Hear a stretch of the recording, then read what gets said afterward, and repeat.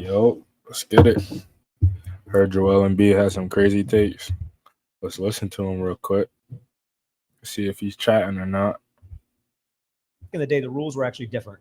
The double team rules were different. So, like, if you couldn't really double below the free throw line until the ball was caught, and then when you doubled, you had to actually go double. So it was more single coverage. Obviously, Joe faces double and triple teams. If you weren't allowed to double at all in the NBA, what do you think you could average? No doubles, like no even you could dig, but not no doubles. 50. 50. Average 50. Not even kidding. Oh, bro, it's gonna be a long. It's this right here. It's about to be a long video. I can already tell. First of all, the question itself is implying that if Joel Embiid played in the '90s, where illegal defense happened and teams couldn't send help the same way they do in today's game, that he would be doing X, Y, Z. And then Embiid answered 50. As a sidebar, teams will still double Joel Embiid because the truth of the matter is that nigga just struggles to pass out of double teams. Period. So that wouldn't prevent anybody from doubling him one way or another. So let's be clear with that. Secondly, in this hypothetical, the idea that because there is no double teams, what will he be able to put up? And the fact that he thinks that it'll be 50 is also insane. Third of all, brother, y'all understand, like, from a schematic standpoint, effectively, that's how basketball is being played right now. There's so much floor spacing, three-point shooting. Every year, especially beyond the Ben Simmons years, every year, effectively, Joel Embiid has been in a situation where teams had to make the decision. Are we going to double him or allow him to go in single coverage? A lot of what we saw in the 90s is being duplicated in today's game. And again, Joel Embiid still struggles at times because he can't pass out of doubles. It's going to be so good about you guys this summer in Team USA because they can double you, but if they double you, then you have Braun, Steph. How's that going to work? I'm excited. I just, even if I go and I score 0 points and, and they keep doubling and I keep passing to Steph, KD, Braun, that's no brainer. It's bro, the irony of that is crazy because that's actually happening. And he has had games where this man is still struggling to pass out of double teams. Hey, in the preseason games, the showcase games, bro, this man still, I think he was leading the team in turnovers. That's how bad he is. Leading the team in turnovers and you're the center is absolutely crazy.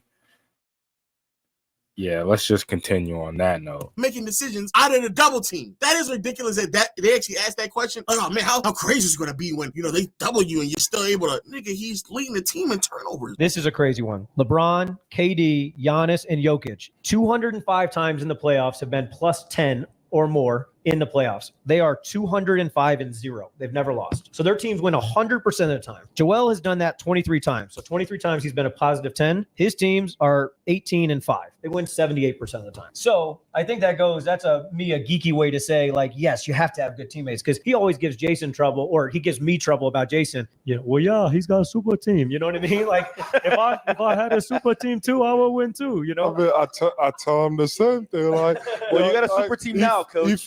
If I go 5 for 20, we get blown out. Oh man, bro, Joel Embiid. He's not wrong. If he does go 5 for 20, they are losing. But I think it's deeper than if he just has a bad shooting night, they lose. Because he could have a good shooting night and they could still lose.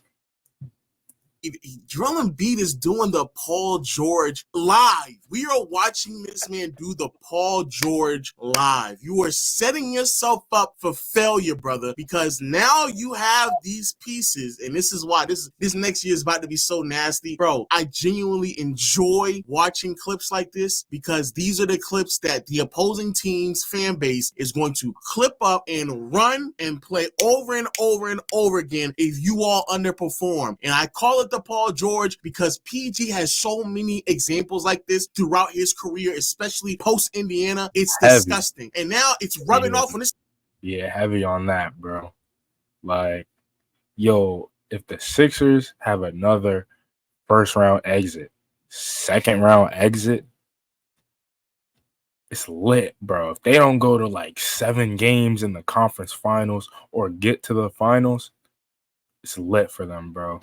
All other franchises are on their head tops. Like, you have Paul George, and he's cool with not being the one. So he's going to play his role and do what he needs to do.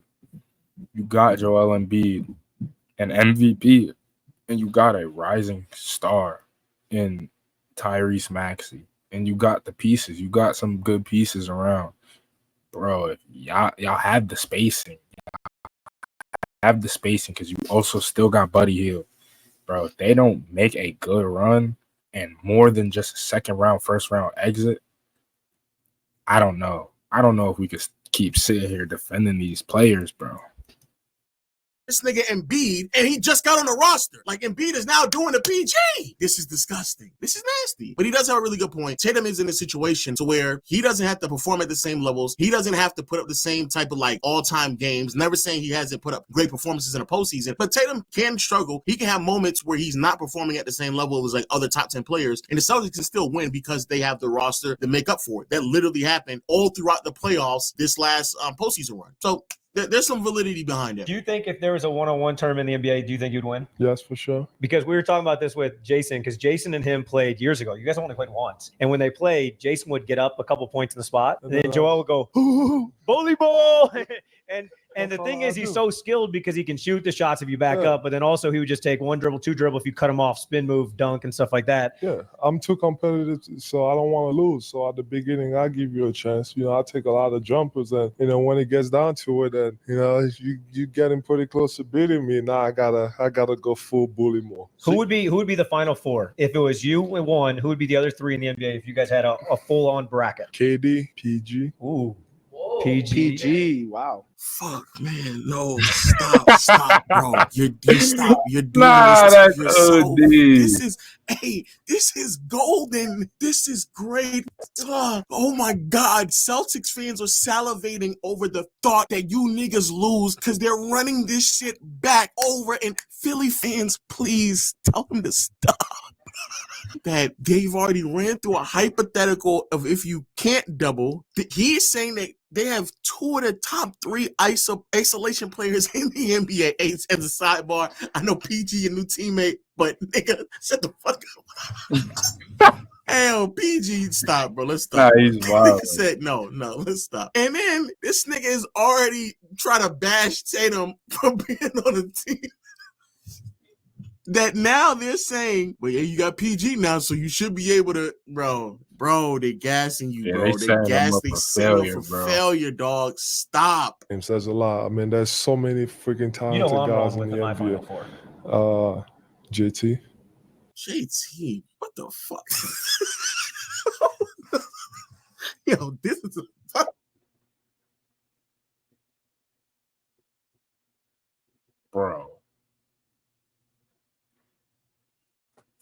That's a bad list, bro. That is a terrible list. He said 4 of the best isolation, top 4. He said himself, all right, I can give you Joel Embiid in top 4. He's going to say 1 because it's him. He said KD, okay, all right. Then he said PG and Tatum. Blasphemy. Let's just continue, bro. That was crazy. Back in 2022, I lost 2 very important people in my life. Fucking big ass. figures. It really wasn't until Yo, my nigga. Yo, JT. Oh, man. Yo, these trainers are hilarious. I'm starting to realize what this podcast is now. This is just a promo for a trainer, bro. Holy fuck. Jason Tatum in an isolation competition. Also, and I get this like for fun, but like, there's no way we can sit here and watch the players that have dominated over the last decade. And effectively, it's been Curry, LeBron, Giannis, Jokic is now kind of being brought up in that. And like, I get the idea of like valuing self-creation and being able to do that. But like, we all understand that it's a team sport.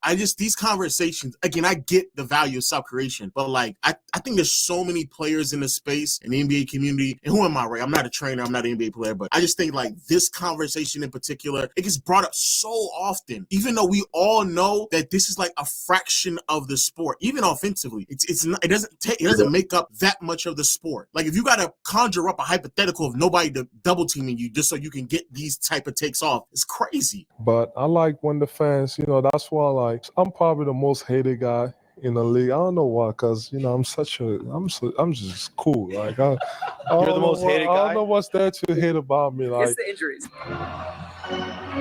But Philadelphia really attacking in the paint. Celtics, Brad Stevens, as he said, with his bench. Embiid in front, soft hook, hits it.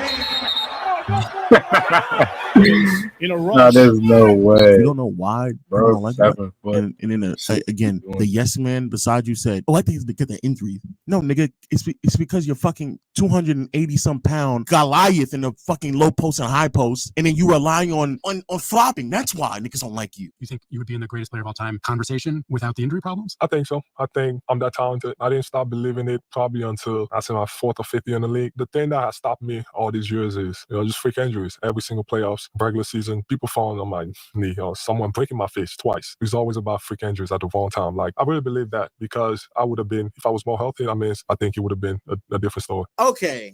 That's the piece I think everybody's been talking about over the past couple of days. Joel Embiid believing that he's a GOAT. Let me first say this. A, he's supposed to feel that way. Embiid, as a player in his prime, at his absolute best, is supposed to feel like there's no one on this planet, on this earth, that can stop me, and I'm so good and talented that I could arguably be better than anybody else who's ever touched a basketball. Like, that level of confidence that can definitely shift into arrogance is something that he's supposed to have, which then brings me to my second point, and that is, I honestly think a lot of that is justifiable. I'm not saying that I believe he will be the GOAT, but Embiid is like really that nice. And I do believe in terms of just talent, skill, who he's supposed to be in an era where there's not that many great defensive bigs that should be able to stand up to him. I do believe that he separates himself from quite a few other players, which is the reason why I believe that he is one of the top 4 players in the NBA when he's out on the floor. He's had MVP caliber seasons over the past 3 years when he's healthy. Defensively, he's really, really good. Offensively, as a scorer, practically unstoppable again in today's league. And he's added a little bit more to his game every single season. In particular, his passing, playmaking, his processing speed this past year has improved as well. But the last part about it is, brother, no. A lot of things that Joel Embiid, who he is as a player, is stagnant because of things that he lacks. And it's a really, really good cope. And I understand why he's coping because he's the player. He's going to. But it's a really, really great cope to just pivot to, well, if he's healthy, then we will be able to see X, Y, Z, yada, yada, yada. The things that Joel Embiid struggles with are things that are not going to change if he's healthy or not, because it's going to take a lot of time for him to address and adjust a lot of those concerns. And personally, I believe because of his injuries, a lot of the flaws that Joel Embiid struggles with, he has been able, and a lot of people in that Philly organization and a lot of fans as well, people who defend Embiid, they've been able to put a lot of that on the back burner and just excuse whatever he's lacking in and just write it off as, oh, he's just not healthy. He's not 100% healthy. And in particular with Embiid, a lot of those flaws may not even exist if he had gone through a lot of the struggles, the losing that a lot of. I was just about to say that. Like, I was just about to say that too. Like, bro, you might not, or we might not be able to see, or he might not be able to know, like, what his like true weaknesses are if he's not even able to perform on the highest stage possible. Of other all-time great players had to deal with without having to lean on the, oh, well, I'm just injured. For example, his passing playmaking, him processing double teams. These are things that he has struggled with his entire career. And I do not believe that because he's injured, that is something that's going to change all of a sudden. These are things that he's going to have to struggle with, fail because of, and going to have to address it immediately. And this is also an aspect of this game that even in the Olympics, he also struggles with as well. So it's not like he needs more talent or he needs more help or he's been placing around some of the most talented players in NBA history right now, and he's still struggling with it. So, in my opinion, I understand where he's coming from. I appreciate that level of confidence. I think it's actually refreshing to see that level of honesty as well. I really do. It's not really an indictment on who Joel Embiid is as a player. And I certainly understand the confidence that comes along with it because he has the talent and skill to do so. But I do believe that there is this conversation around Embiid that many people don't want to talk about who he is as a player and his flaws and just rely on the fact that, oh, well, injuries this and injuries that. And though they played a problem, and I'm not saying that they have not been a problem in his career, but Embiid as a player has a lot of flaws that go along with him, not only just passing and playmaking, defensively, defending in space, he is really, really bad. And I think that many people, let me say really, really bad, but he's not as good as people make him out to be. And I think a lot of people give him a lot of bail or they don't want to address it, but in the right situation, defending the right type of team, bro, he will look crazy out there. And we're starting to see that in Olympic basketball as well. And don't get me started on the flopping, him trying to play physical in playoff settings, like all those things are real problems that Embiid struggles with that, in my opinion, would prevent him from being the GOAT or at least least prevent him from having a short-term stretch in his peak that will be comparable of a Michael Jordan, LeBron James, Shaquille O'Neal, Kareem Abdul-Jabbar, Hakeem Olajuwon, et cetera, et cetera, et cetera. But bro, these podcasts, oh my goodness gracious. I mean, literally within a handful of weeks, Embiid has questioned LeBron and how good he's going to be in Team USA, even though he's been better than him. Claimed that he could be the GOAT if he was healthy, even though I don't think many people believe that to be whatsoever because of other flaws that are being denied. And everything that he said about who he is as a player, his style of play, how dominant he is, how he needed more help. Now he has it, comparing himself to Jason Tatum and the team that he's been on. And now that he has PG, he's highlighted how good people. You are setting yourself up for the grand finale of epic fail. And trust me, as someone who's made videos chronicling other players and their failures, this right here is so much ammo to go back on if you do so. Again, I understand the confidence, but please stop going on podcasts and making ridiculous claims about who you are as a player and then turn around and trying to figure out, oh man, but there's so many people just hating me. Please don't do it. And I pray, I really do, because I want to see you in the playoffs 100% healthy. I to the point where I don't even want you to play a single regular season game. I just want us to get to the offs and I want to see you play. I just want to see that. And I want to see you, PG and Tyrese Maxey, which I'll actually do. And I want to see what you look like against Giannis and what you look like against Tatum and that Boston Celtics super team that you claim. And I want to see how you perform. Even if you lose, I want to see how you perform. Also, to the podcast members off to the side, great video by the Low Post. I ain't gonna take on it. I'm gonna keep it a stack. I feel like, yeah, his claims that he would do this and that, or Jason Tatum got the super team. I mean, they do. That starting five is crazy. So I'm not gonna say that they don't, but they do. But at the same time, they didn't have super teams. And they faced Joel Embiid and won. So I feel like, yeah, he is kind of OD and he's kind of crazy. He's kind of Chad. But like to get to the NBA and be like the best, you have to be crazy. You have to be like ultra delusional and confident in your own abilities. So it makes sense. But yeah, I am excited to see how the Sixers and Joel Embiid perform during the season. I got them going to the conference finals. I don't think I had them going to the finals yet. I got to see how they all play next season.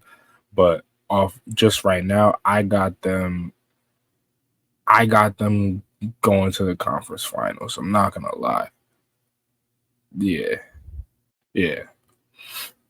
That could change though. But for right now, I got them.